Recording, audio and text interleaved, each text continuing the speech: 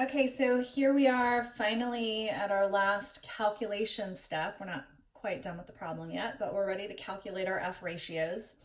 You can see on the left-hand side of the board, I have everything we've done so far. So in this problem, we are actually going to be calculating 3 F ratios. So we're going to calculate an F ratio for alcohol, which is A, an F ratio for gender, which is B, and an F ratio for the interaction, which is A times B. Remember the general rule for calculating F ratios, which is that you divide the variance for the treatment divided by error. And I told you in the last segment that our mean square S over AB, that this was a measure of our error. So in each of our 3 ratios, we are going to use S over AB as a measure of the error. So our first F ratio, we can't just call it F anymore, we actually have to label it. So our first F ratio, we're going to label F of A. And the formula for this is our mean square A divided by the error, which in this case is our mean square S over AB.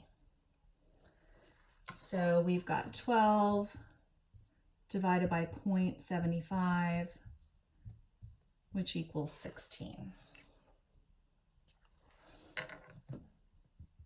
Next, we've got our F of B, which is our mean square B divided by our mean square S over AB.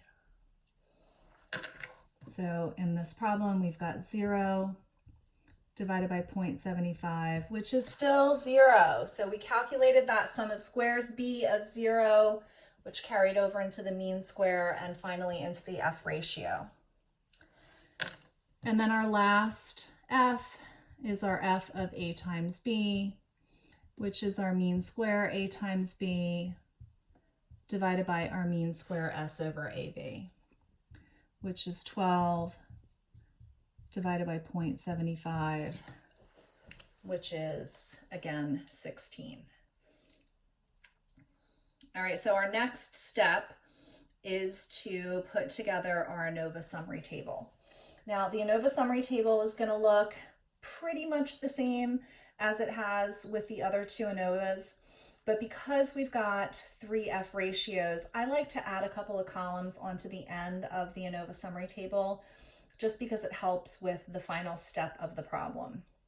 So I'm going to erase all this, and in the next video I'm going to do the ANOVA summary table, and then we can go through the steps of rejecting or failing to reject and so on.